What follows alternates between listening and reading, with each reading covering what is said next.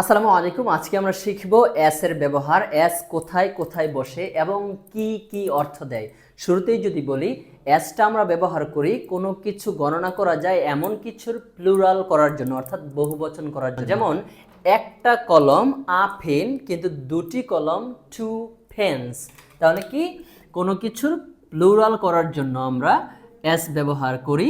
A pen একটি কলম, কিন্তু যদি বলি দুটি কলম তাহলে আমার বলতে হচ্ছে টু পেন্স। Two pens. তাহলে যেমন আমার একটা বই আছে, আই হ্যাভ আ বুক, কিন্তু যখন বললাম আমার 5টি বই আছে, তখন যেহেতু 5টা বই প্লুরাল, একের অধিক, সেজন্য আমার বলতে হবে I have 5 books. I have 5 books.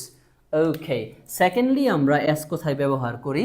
Secondly আমরা ব্যবহার করি প্রেজেন্ট ইনডিফিনিট টেন্সে, যখন third person singular number subject আসে, তারপর আমরা ভার্বের সাথে এস যোগ করি।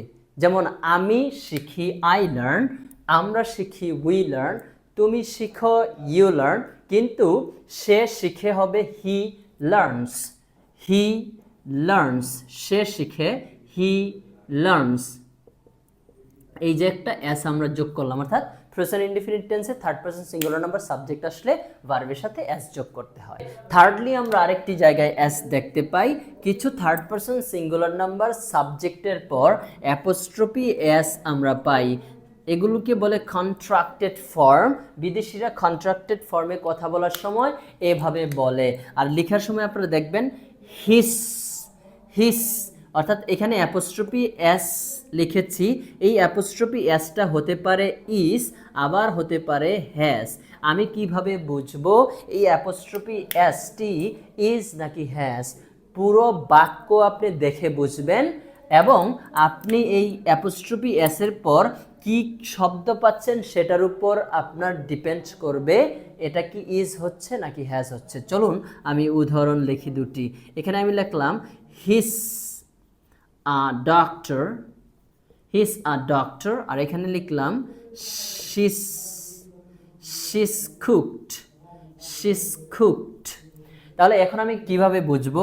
এই যে এখানে অ্যাপোস্ট্রফি এস দিয়েছি, এটার মাধ্যমে হ্যাজ বুঝাচ্ছে নাকি ইজ বুঝাচ্ছে, আর এখানে যে অ্যাপোস্ট্রফি এস দিলাম এটার মাধ্যমে হ্যাজ বুঝাচ্ছে নাকি ইজ বুঝাচ্ছে। বলেছে কি পরবর্তী শব্দ দেখে অথবা পুরো বাক্যটা পড়ে আপনি বুঝবেন।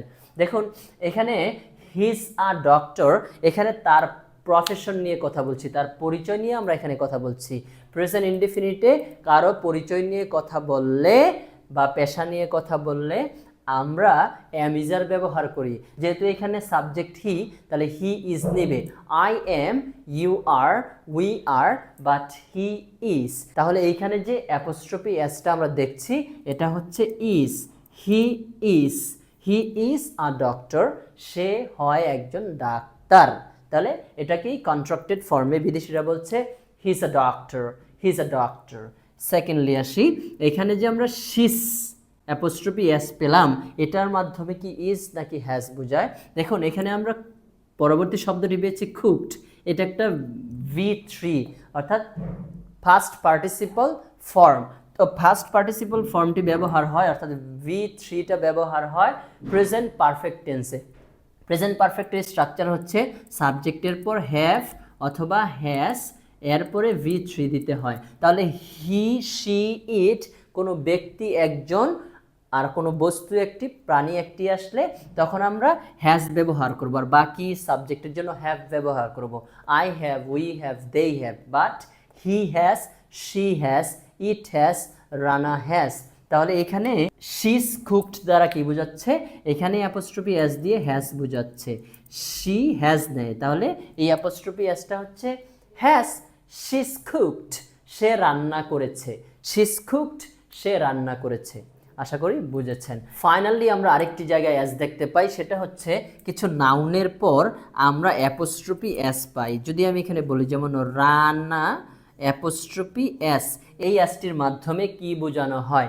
এই এসটির মাধ্যমে বোঝানো হয় সরাসরি মালিকানা।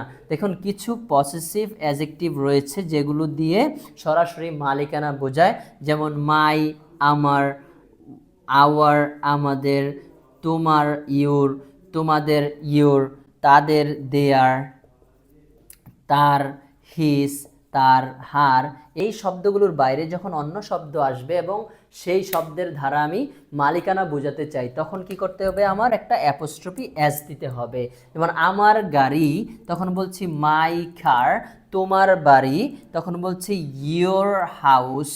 তোমার বাড়ি, ইয়োর হাউস। কিন্তু যখন বললাম রানার গাড়ি, তখন কিন্তু রানা কার বলা যাচ্ছে না, যেহেতু এখানে একটা রানাকে মালিকানা বোঝাচ্ছি আমি, তখন কি করতে হচ্ছে? একটা অ্যাপোস্ট্রফি এস যোগ করতে হচ্ছে। তাহলে আমি বললাম রানার গাড়িটা সুন্দর। রানার গাড়িটি সুন্দর। রানার গাড়িটি সুন্দর। এই যে রানা, ইংলিশ তো রানা, তাহলে রানার সেই জন্য দিতে হবে apostrophe S. Rana's car, Rana's car is nice. Rana's car is nice.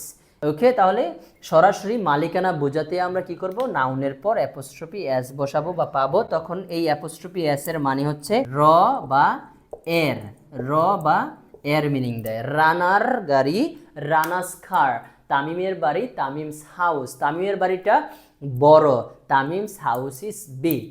কয়েকবার ভিডিওটি দেখেন, আশা করি আপনার লাইফ টাইমের জন্য এস এর কনফিউশন দূর হয়ে যাবে। দেখা হচ্ছে পরবর্তী ভিডিওতে। সে পর্যন্ত সবাই ভালো থাকবেন। আসসালামু আলাইকুম, বাই।